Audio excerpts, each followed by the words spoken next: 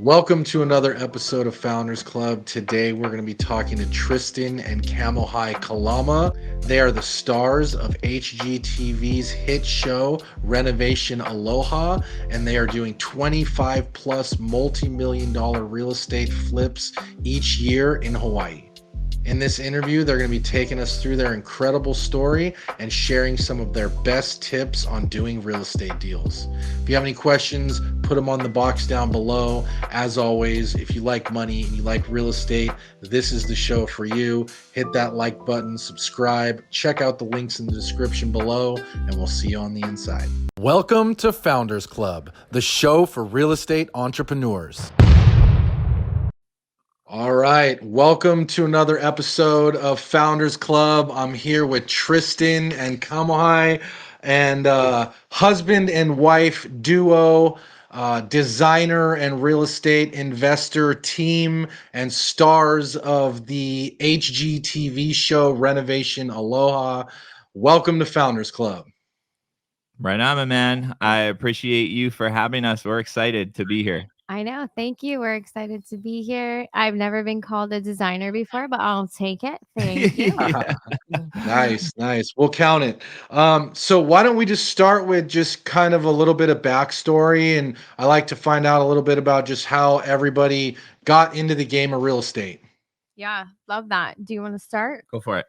Okay, so we've both been entrepreneurs our entire adult life. So my background is in licensed mental health counseling and kind of the nonprofit world. So I own and operated a nonprofit for about 6 years with my best friend from college, and it's still a passion project. I'm still on the board of that, but we were struggling.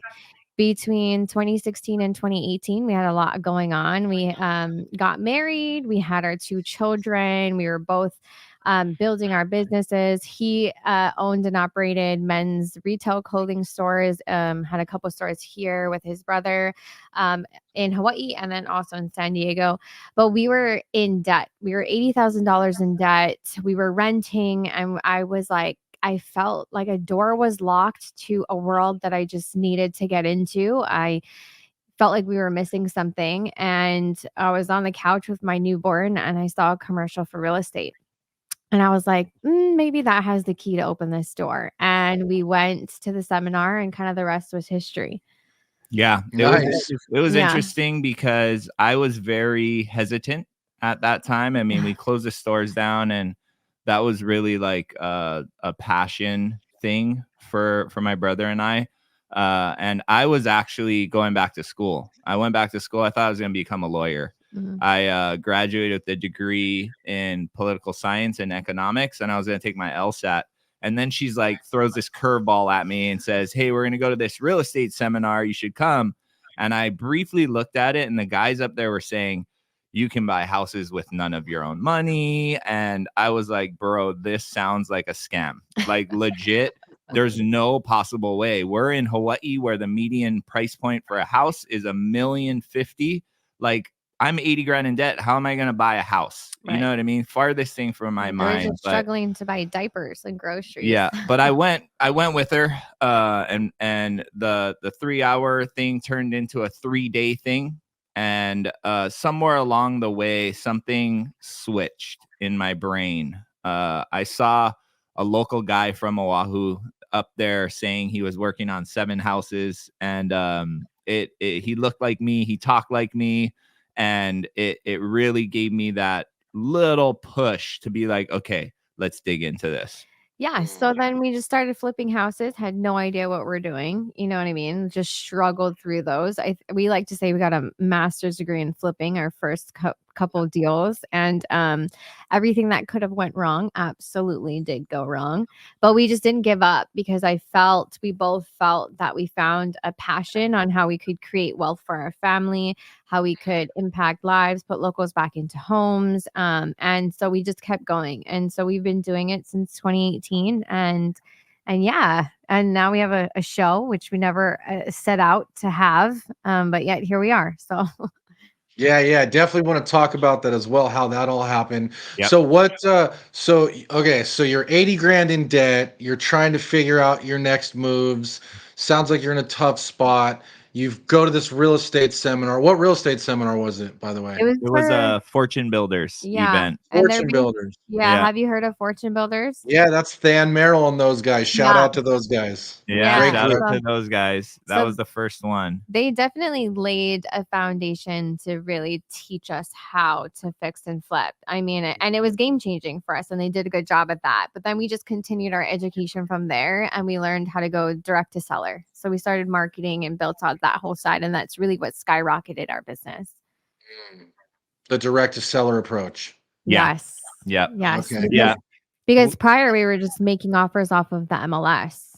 Yeah, I mean, the Fortune Builders event kind of touched a little bit on that, and then like the education that we took part in kind of touched a little bit on off-market stuff, and not very much wholesaling. Like there were very heavy fix and flip focused. I think that's what they were experts at, and that's what they had done, Mhm. and so they felt comfortable teaching that, and so they told us to go out, find a relationship with a realtor, tell them what we wanted to do, and start having that realtor send us potential fixers, you know? And so we did that. I think that's one thing that when I look back on what has allowed us to be successful from the beginning is we took a playbook that was already there. We didn't reinvent the wheel in any way.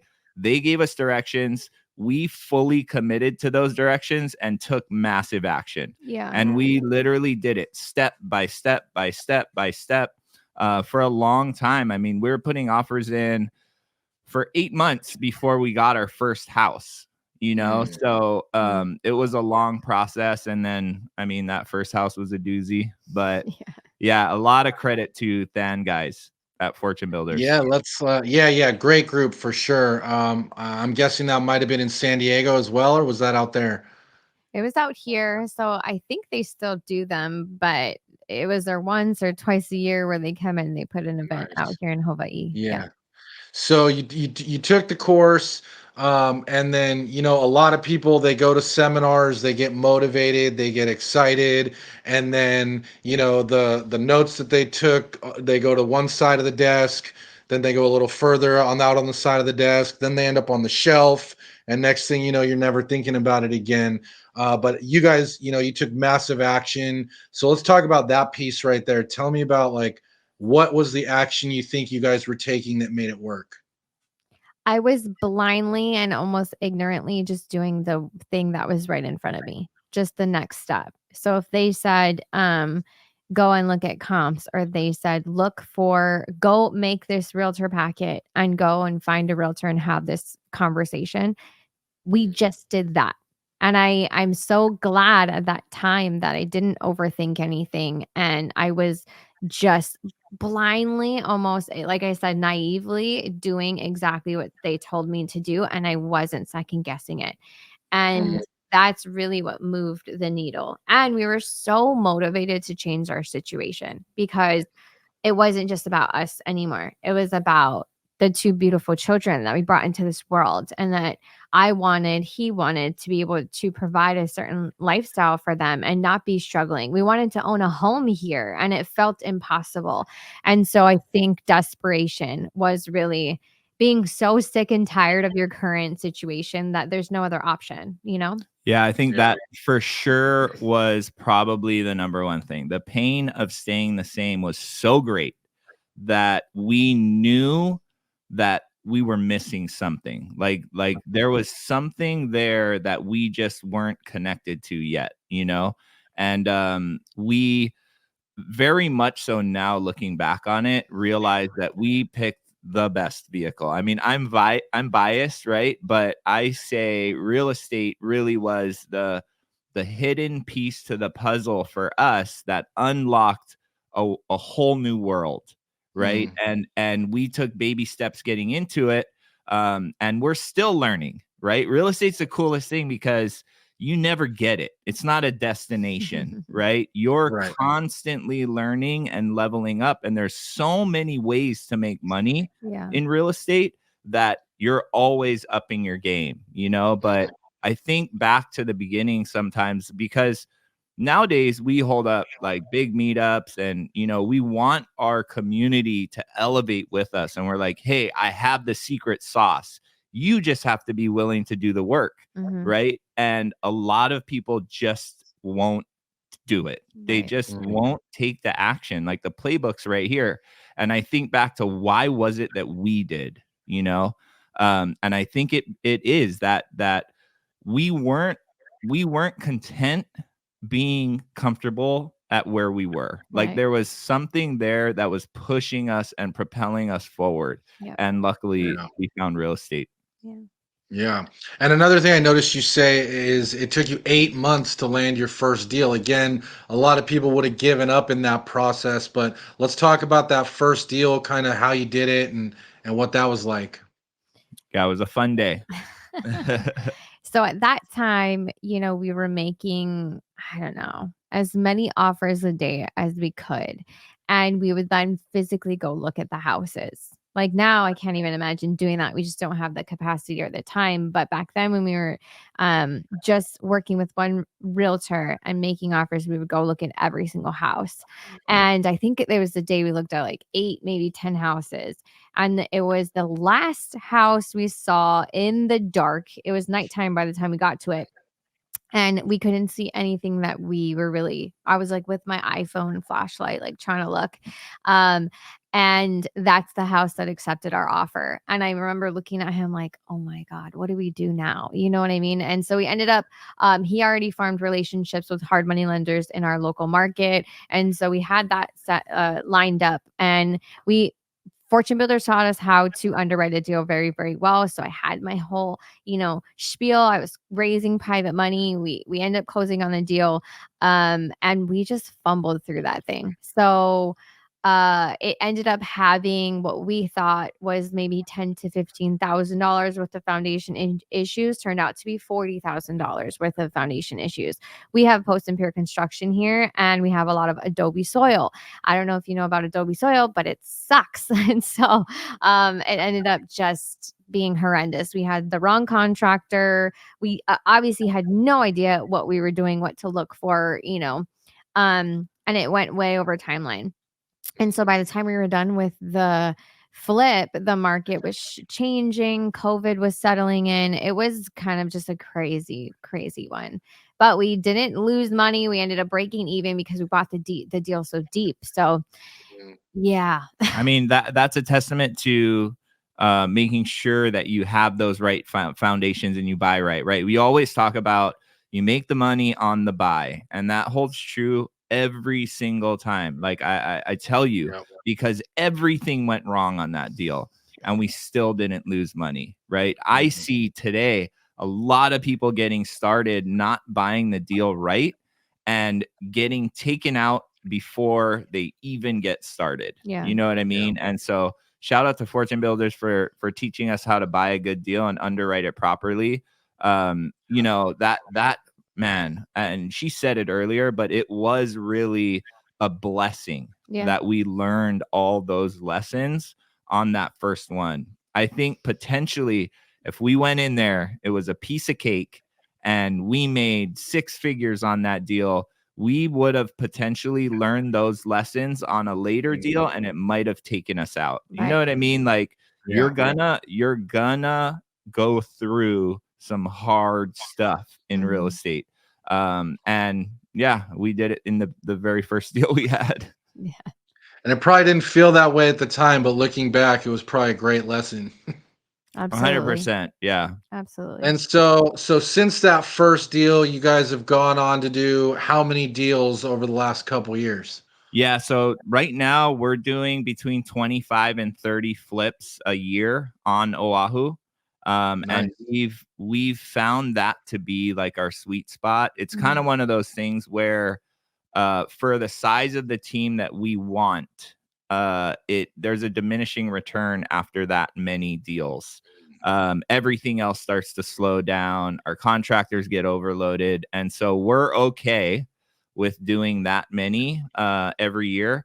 And I mean, the thing is here in Hawaii, we're like Southern California where our margins are a lot bigger on these things. We're doing full gut rehabs. Like our average renos $250,000, and we're doing wow. everything to these houses. But our average profit last year was $150,000. You know what I mean? So Right. if we can The just spreads are bigger. way Yeah. bigger, right? And So is the risk.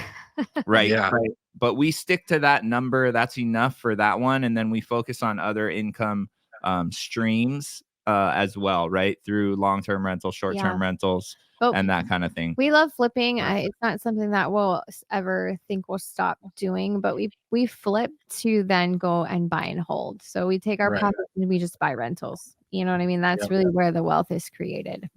Absolutely. Yeah, Mhm. no, that's amazing. So, circling back to something you said earlier, you said you get a lot of your deals now off market. So maybe we can talk a little bit more about kind of how you guys are sourcing deals right now. You know, in today's market, it's a lot different than it was a few years ago. So just kind of what your approach is and what's working today. Yeah. So, I mean, if anyone on here understands marketing, you understand that marketing's always changing because our market's always changing, right? Right. And then you dive into your specific market, and that market's different than my market, Right. you know? Yeah. And so our evolution into direct to seller marketing was one of necessity, right? Like earlier I said we were just offering on the MLS, and that was in 2018 through 2020 through 2019, end of 2019. And what happened during that time is it just started getting really, really hard to grow for us, and it was super competitive on the MLS. And so we knew we needed to do something else.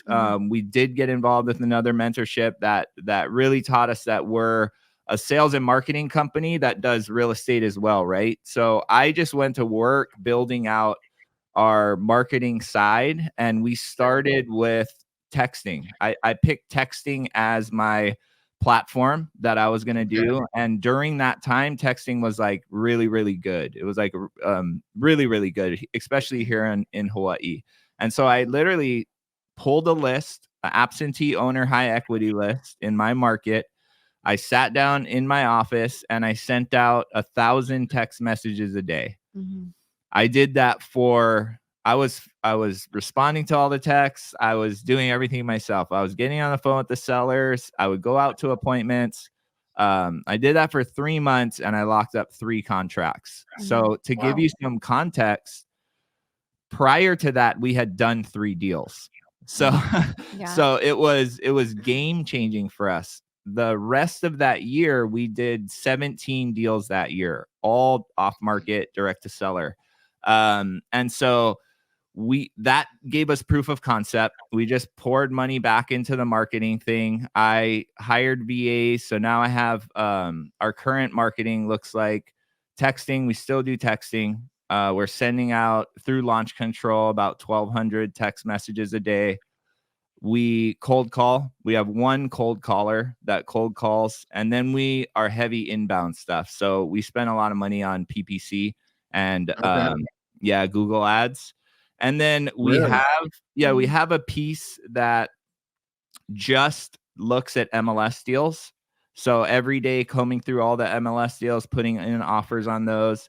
And then we have our referral business, which I mean, you have to eventually over time, you start to build a brand for yourself. You start to be known in your market. We started holding meetups. So we've become one of the authorities in our marketplace. You start to meet people everywhere, you know? And so we get a good amount of deals through referrals. So we're normally doing about 3 contracts a month that we actually take on and flip. And 2 of them are coming from our marketing, and then 1 normally through a referral. Yeah. And then we also buy off of wholesalers too. There's not many here in Hawaii, but we buy some of our deals from wholesalers too. So I mean, multiple ways, you know. 100%. Yeah, it's interesting that you're saying you're having success with PPC because generally the investors that we talk to have had no luck with that. So I'm curious what you're doing there. But so you said you were sending out 1,000 texts a day through launch control, Yep. and you're personally responding. You're working these deals. You're building up your pipeline. And what is it? Are you just going? You're targeting high equity lists, and then are you just coming straight in with an offer, or what's your message on the PPC and the outreach? Yeah. So the one thing about Hawaii is it's different than anywhere else that I've ever been, and especially in the real estate space, because Hawaii has such a unique relationship with the United States, one, and with land. the Right. the sellers that we're talking to are very relational based and want to know who you are. And so one Right. of the things that has really allowed us to be very successful is the fact that I'm from here. I'm native Hawaiian. My family goes back 64 generations, and Wow. everybody knows the Kalamas. I have like 87 first cousins in Kailua. And so it is a very relational conversation. Right. And so it takes a little bit more time, but the sellers want to know who you are right off the back. What high school did you go to? It's crazy over here, Yeah. man. Yeah. It's neat. It is Yeah. really cool. But it's not Yeah. like a you want to sell your house, here's my offer on Here's it. the DocuSign, sign the contract. Right. Yeah. Yeah, I Right. imagine it's not like that at all. Yeah. No. Yeah.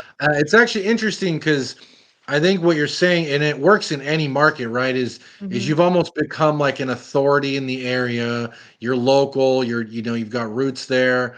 But in addition to that, you're hosting meetups. You're putting yourself out there. And we talk about this all the time. Is the more you do that, the more the phone just starts to ring because now you're meeting wholesalers. You're Mhm. meeting different referral partners, referral sources. You're forming those relationships, and then all of a sudden it becomes less about the outbound marketing and more about just Yeah. your deal flow just becomes almost automatic.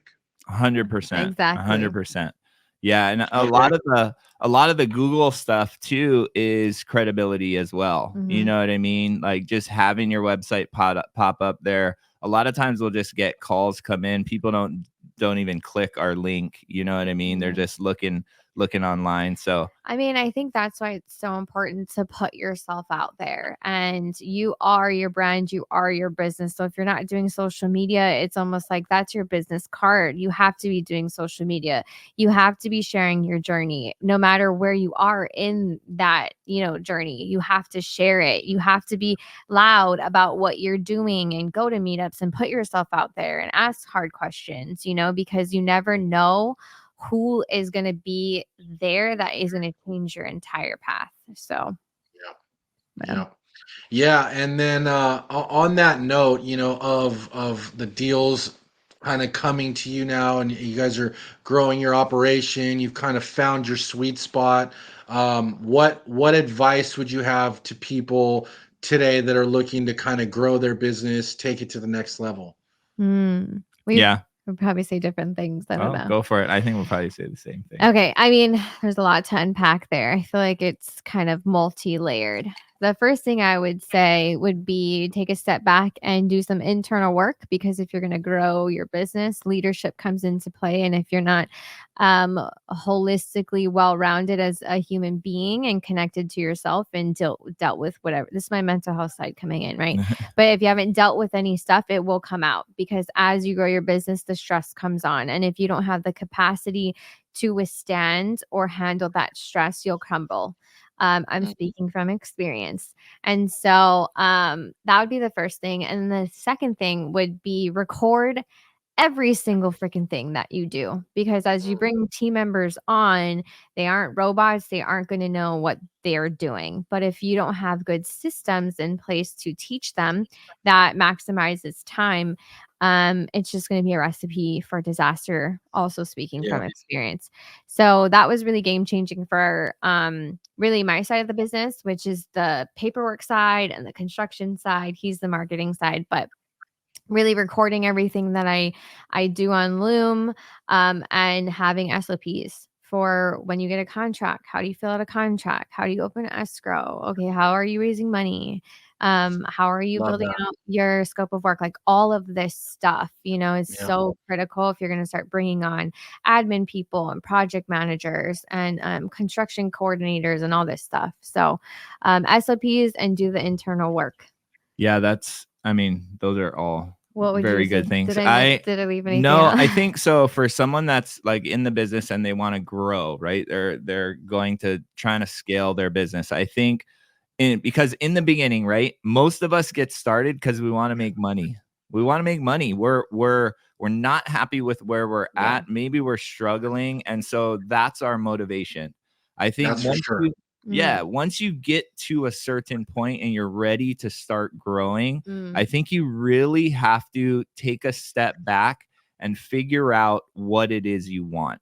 Where it is you want to go. Mhm. I'm always a firm believer with have the destination or the goalpost or somewhere in mind. Yeah. And so for us, we had to sit down and we mapped out 5 years. We looked at those 5-year goals, and then we cut it back to 3 years, and then we cut it back to 1 year, and then we cut it back to 90 days, all the way down to action steps. What we're going to do the very next day to get there. Reverse engineer that. We have that stuck in our office on the wall, right? And that's a clear goalpost for us to look.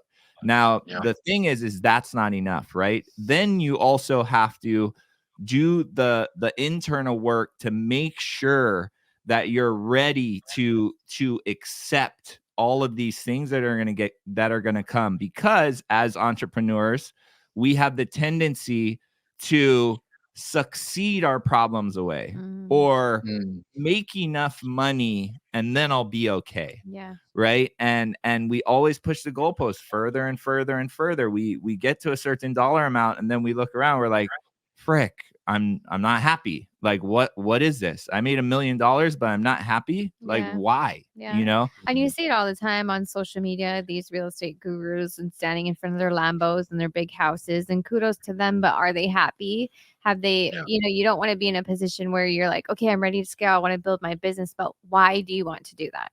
Is it just because you want more money, or is it because, and that's fine. I'm money motivated. He's money motivated. There's nothing wrong with that, but really asking yourself those hard questions of what's motivating you to want to build your business, because you don't want to get to the goalpost and have this massive operation and you're miserable, you don't have any time with your family, and you're unhappy, you know, like that's not what it's about. That's not why we got into real estate. We got into real estate to have passive income and time freedom. So make sure you're aligned while you're building, you know? So you get aligned, you have your goals and you map them out. I think a very practical thing that I would tell anyone, and I tell people this all the time, is your market is very specific.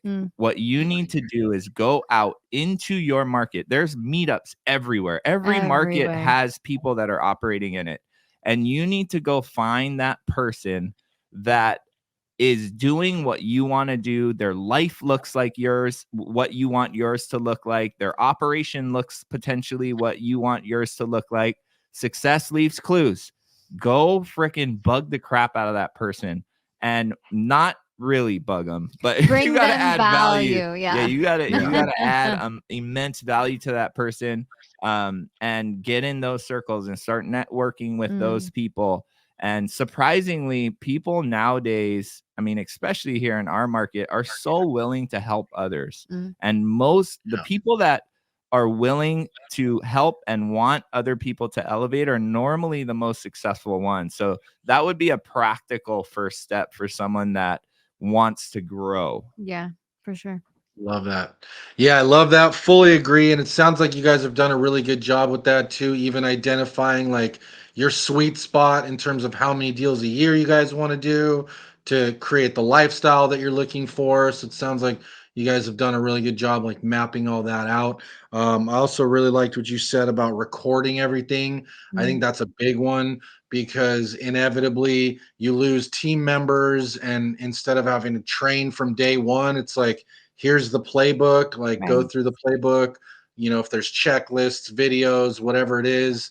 I think that can be tremendously beneficial in terms of just keeping forward progress happening and brain damage to a minimum in terms of Yeah. new people I love that. and all of that. Yeah, I love that. Okay, cool. Let's talk about how you guys landed the show and how all that went down.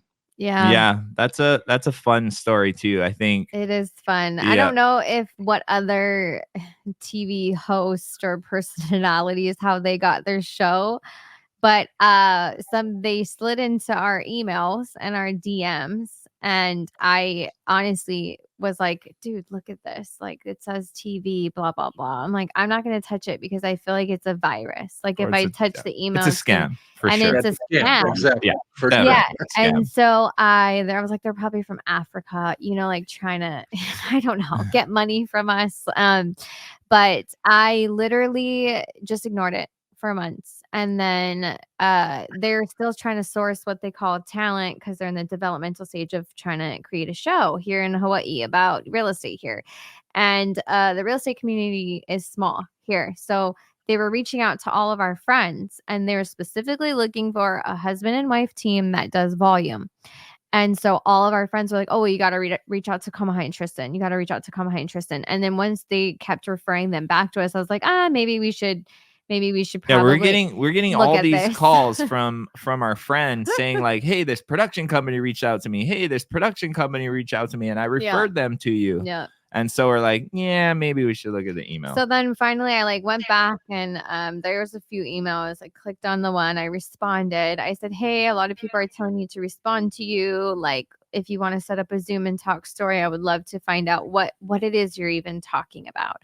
And then one thing led to another. And, we had no aspirations to be on TV. So he and I, it was a very interesting conversation and long back and forth on is this something that we even want to do? Because believe it or not, I know that our faces are all over HGTV, but I'm a very private person and I'm not that extroverted. I can turn it on. I love people. I love, helping, but ultimately I also love just being at home and being by myself. And so, but if the end goal was impact and how we can grow our business, then the show is the right move for us.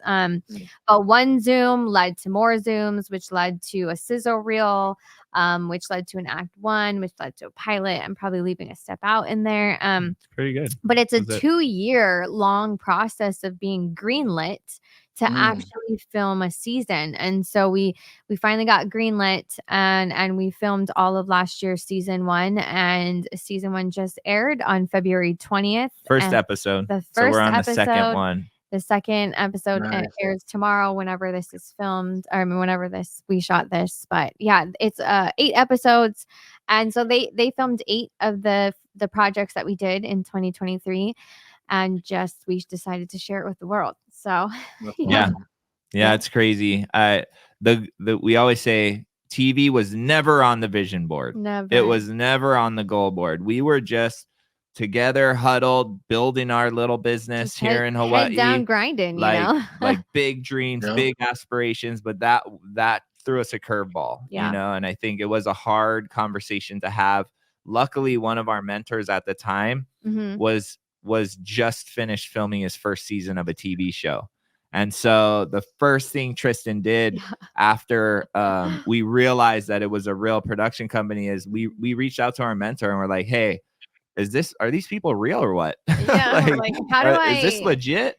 How do I verify what they're saying is factual? So I don't know if you guys are familiar with Pace Morby, but we reached out to him and I was like, you're filming a TV show. How do I checks and balances? Please help me figure this out. And he's like, you should do the show. You should do the show. And here's how you figure this out. So we figured it out, and we said yes, and we were kind of off to the races. But I think it has been cool because we get to involve a lot of our friends, right? And so our friends and our family. And so we work with a bunch of different realtors that get to market themselves on the show. We work with a bunch of different contracting crews that now they have a ton of marketing. They have a huge platform, and I think we in the beginning asked ourselves why we got into real estate. And we got into real estate because it can do 2 of the things we care about the most, right? The first thing is we get to build generational wealth for our family, right? And our kids and their kids. that's super important, and that's the thing. But Tristyn and I also have a soft spot for helping people. We want to solve problems. We want to elevate our local community around us. And I think real estate is one of those professions where you can accomplish those two things.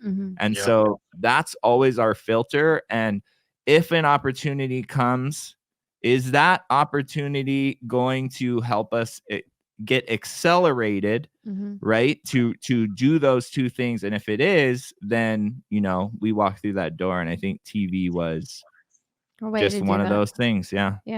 Yeah, no, it's killer. It checks all the boxes. It's going to be massive exposure. It's going to help with deal flow. It's going to help with credibility, Yeah. all of the things. So that's really cool. Congrats on that. Kind of a side Hawaii question is, obviously we all saw the devastation in Maui. How has that been going? Is that how's the rebuild going, and how long do you think it's going to take before it gets back to anywhere near what it was? Man, that's so tough because we Yeah. have I didn't have any I was personal just wearing my Lahaina Strong shirt Lahaina too. Strong shirt. Personal family members that had lost homes, in Lahaina, but we But have very close connections. our realtor, one One of of the our realtors, and we yeah. actually just closed a transaction with him on Friday, but he lost everything, and his family lost their homes. And so I remember holding a meetup and asking him to speak and see if he would share his experience and how the community can come behind him and help. But this is going to be a very long process, and there's a lot of controversy around it, but then there's a lot of love and there's a lot of support around it. I know that there's community leaders that are coming together to find a path forward. His dad's actually involved in trying to do that. Yeah. It's been a slow process. Everybody has to agree. You know what I And mean? it's hard, it's everyone hard. has feelings about it. But I think the main thing is trying to find long-term solutions, and putting the community first is first and foremost. But there's a lot of red tape. I know that they started cleaning the land, because when there's a lot of toxicity and all that stuff in the soil. So they're starting to do that. And I know that insurance costs have gone up since this all has gone down. And so I know a lot of people that have received money and they're waiting to build, but there's red tape. And so it's just really, if you know people in Maui that have been affected, reach out to them, send them stuff, ask them what they need, or don't, and just send them stuff. But really keeping it at the forefront and talking about it and sharing about it and coming from a place of love and collaboration, I think is the only path forward. Yeah, there's a lot of media attention right away, and then it kind of goes away. Right. You know what I mean? Right. All the media stuff goes away, but the people are still there hurting and trying to rebuild, right? And so I think if you do know anybody there, like reaching out and just talking story, how you asked us that question, ask that question. Yeah. You know what Exactly. I mean? Because real stuff is still happening there, and it is going to be a super long process. And I think there's some things that people can do in the short term, and it's going to be long-term stuff that's going to take a really long time. You know what I mean?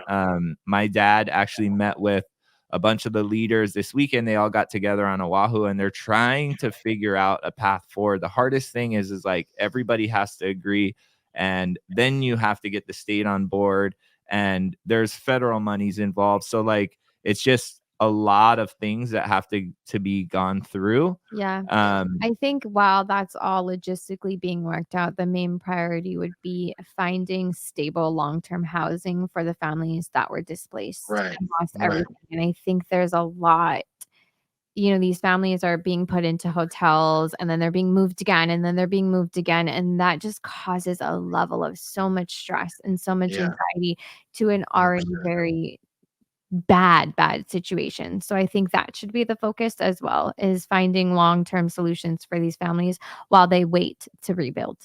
Yeah. Yeah. Do you know anything about like the downtown area? Is that being rebuilt or at all? Because I remember when I first saw those pictures of just like the ash, like the day Yeah. after, that was just like you never forget that kind of image, you know? Never. Never. I mean, the boats on fire in the harbor, like it was crazy. It was apocalyptic. Like Yeah. that's what it was, I you mean, know? we And were supposed to film, and I was telling the production company, like, none of this matters. Like, we should no. Like, we do not need to do this. yeah. Like, I was like, we need to stop everything. And we did. We just went and got donations right when it was happening. We just shipped them off. And I just, ugh. Yeah, it's something you don't think you'll ever experience. And it's hard because it didn't physically happen to us. Do you know what I mean? Right, right. But I feel like if you're from Hawaii, you feel connected to everybody, and when one island is hurting, the other island is hurting, you know? 100%. And I think everybody remembers Front Street. Like people loved Front Street, right? They went Yeah. to Maui, and everyone knows that place. It's such a little iconic street, you know, Historical, Yeah. yeah. historical, right? And how it was built. And I don't know if it's gonna be the same. You know what Mhm. I mean? My hope is that the people of Maui are happy with what is being built there, Mm. and it's better in different ways. You know what I Yeah. mean? I don't Right. think it's gonna go back to what it was, or I don't even know if the people want it to go back to exactly what it was. But I do see this as an opportunity for a new beginning for the community and the businesses to come together and rally together and be in support of what is Yeah. happening. And that's going to be hard. Yeah. But if that works, it'll be even better than it was. You know Right. what I mean? Yeah. So Yeah. Yeah. we'll see. Yeah, like you Thank you said, it's for a blank asking. slate now. So now they get to decide what happens next. So Mhm. hopefully it works out, you know, Yeah. send help in any way we can, Yeah. and we'll keep it in the conversation for sure. Yes. Thank you. One question I also like to ask is I have two young boys at home, Mm. and I like to ask the successful people I get to talk to, you know, what advice you would give to them and like the next generation of entrepreneurs.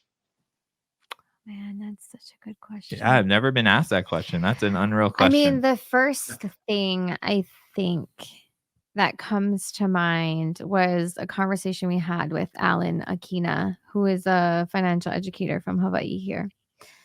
And he talks, I'm totally going to botch how he said this, but it's in my own words pretty much, that just basically every conversation they're paying attention to, and the words that you use are super, super powerful. And kids are really born innocent, and it's us as adults and everything that happens in life that really taints that. And it's not that they don't believe in themselves, it's society that kind of changes the trajectory of their self-worth and their self-belief. And so just the words that you're speaking to them, speak life, speak positivity, um Not scarcity, but say abundance, abundance, right? you know, Oh all no, we those don't have things. money. Like money, Like, just that statement, right? "Oh, no, we don't have money for that." You're developing their relationship with money just from that, you know? So, like, just be very aware and careful with the words that you use. And then the next one was relationship with money, because I think that holds us back. I know culturally here in Hawaii, if we come from a very scarcity, like, if you talk about money, and I think it's worldwide, if you talk about money, it's like a taboo thing, and I don't want that for my kids. I want them to freely talk about money, and I catch myself doing it now, you know, I'm like, "Oh, don't talk about that, don't talk about that." But it's like, why? Why? Like, let's talk about money, have an abundance relationship with money. So yeah, just that's really my Yeah, I spiel mean, oh man. We have two kids. as well. My daughter's 7, my son's 5. So I often think about this, you know, we're raising them as human beings, but also they're gonna soon be at an age where they're it's going to be even more important, right, to foster them into what they're going to be, right? And I think our Mhm. goal has always been, my goal specifically has always been to allow my children to find a path that they are passionate and love, Mm. right? I think a lot of, for me, I was raised that I have to go to college, I graduate from college, and I find a good job, in that corporate world. And I think I just want my children to understand and know, and I want to foster their creativity Mm. and their imagination. And I want to make sure that they're not getting that closed off, or I'm not doing anything to do that. I think how we do that is through integration. My children see everything that we're doing. We bring them with us to meetups sometimes. We bring them on the job sites. If you ask my 5-year-old what we do, my 5-year-old will tell you that we fix houses, right? We buy junk houses and we fix them up and sell them, and so I think really fostering the creativity and not saying no to certain things, you know what I mean? I think making sure that you're keeping them open to all the possibilities. Yeah, because and if they feel the freedom to do that, right, then they have this amazing self-worth and self-belief, and then therefore they're happy humans, and happy humans perpetuate that, and they can create bigger change around them. So that's the end goal, Love that. Yeah, love that. That's awesome. All right. Well, one final question, and this is just, in 60 seconds or less, Oh what god. does it take to be a successful real estate investor in today's market? Taking massive action and not giving up, but that action is going to be imperfect, and never try to be perfect. Yes. Boom. Right? I don't know. Boom. I just saw the Nailed shaka it. back Yeah. there. I see a Nailed it. shaka in the back. He's Yeah. Oh, yeah. Right back here. Yeah. Yeah, I love Nice. Well, hey, I really appreciate it. Thanks again for coming on. For those that want to connect with you guys, where can they find you? right Yeah, there so on we're at oh, Kamohai and there. Tristyn on all the social, Instagram, YouTube. You can find us there. You can also find us at Deals and Aloha Oh, yeah. Oh, Yep. on Instagram, yeah. and that's our podcast as well. And you guys, we're literally an open book. You might see our face on TV, but we're just normal people. I think Yeah. you guys will recognize that when you watch the show. Very just relatable people. Yeah. And please reach out to us. Slide in the DMs if you have questions. We're really an open book. Yeah, and catch us on TV. HGTVs on Tuesday nights, 9 p.m. Central, 7 p.m. Hawaii. There you go. There you Yeah, go. definitely check out the show Renovation Hawaii on HGTV. We'll be rooting for you guys and for more massive success in the future. And for everyone out there, if you like money and you like real estate, this is the show for you. Hit that subscribe button, and we'll see you on the next one. Thanks, guys. Right on, man. Thank you.